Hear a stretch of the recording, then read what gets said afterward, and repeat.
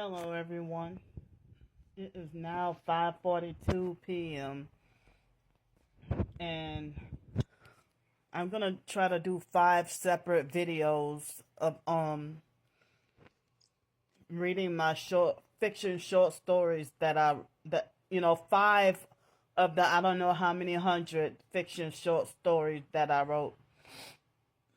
So I'm not gonna do it all in one video. I'm just gonna do um you know excuse me um each one's each separate video. So first I'm gonna do my the first short story that I've written um since 2020.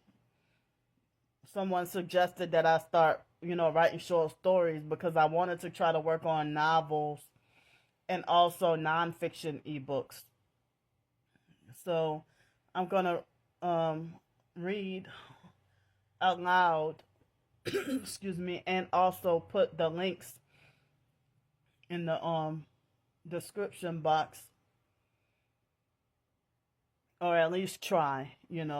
So I'm gonna read the first short story, and I'm gonna read one of random short story of the a random short story of a short story series that I'm working on about cults. And I'm gonna do one short story about targeted individuals and gang stalking, and which also ties in with narcissistic abuse, fiction short stories. And then another random fiction short story that I wrote.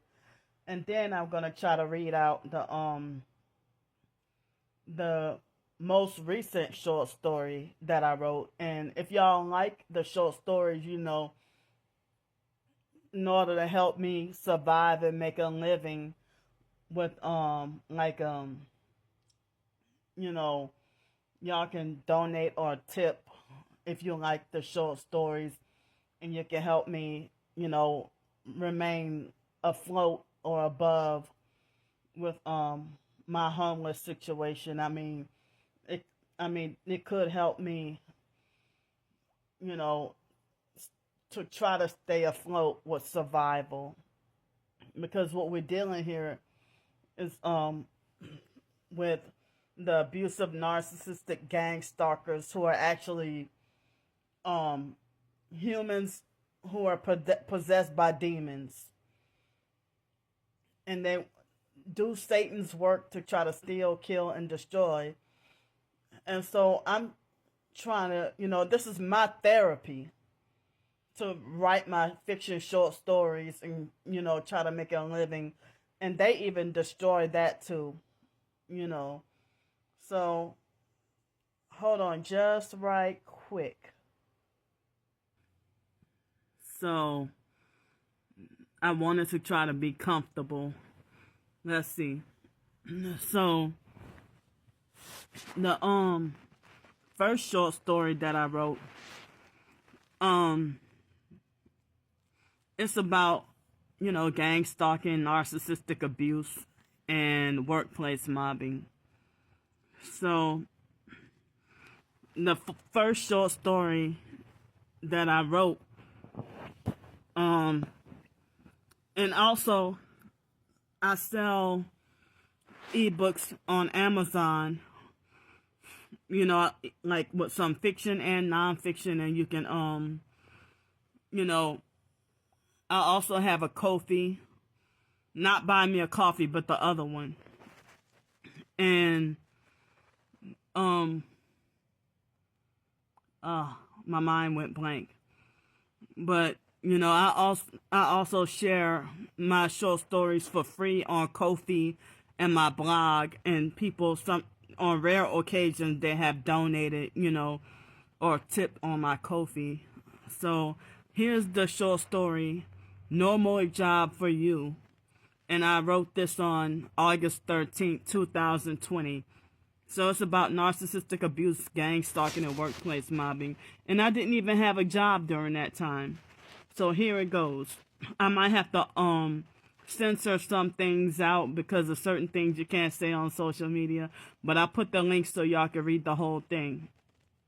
So it's 4:45 a.m. and it's time for Alston to get up for work.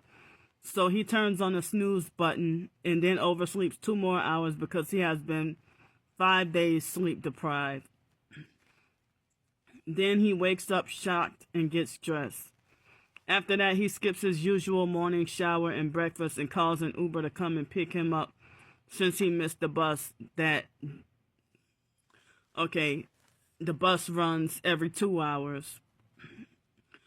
The Uber ends up being another hour late, and he calls his job explaining what happened. His manager, Tyra, answers the phone and then yells at him, berating him, telling him that there is no excuse for his tardiness, and then reminds him of the Bible scripture, 1 Timothy 5:8. But if any provide not for his own, especially for those of his own house, he hath denied the faith and is worse than an infidel. After that, she tells Alston that he has one more time to be late for work and tells him that he's one of the most important assets to Greenie's Cafe. Oh, I noticed that some of my, I noticed some typos. I'm sorry. Alston works part-time and is not allowed to make over a certain amount of money because he's disabled and gets SSI and Social Security. But he doesn't have that ticket to work.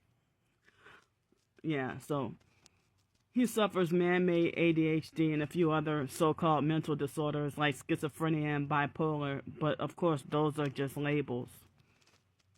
You see, Alston has 2 kids to take care of, and he's on child support by his druggy, alcoholic, narc ex-girlfriend, Selma.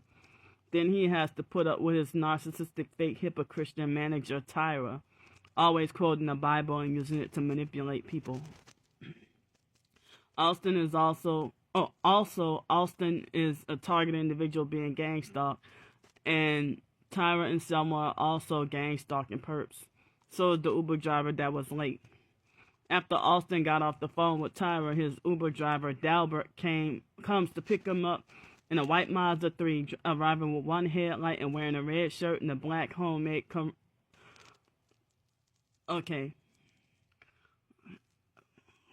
wearing something that says, always watching, LOL.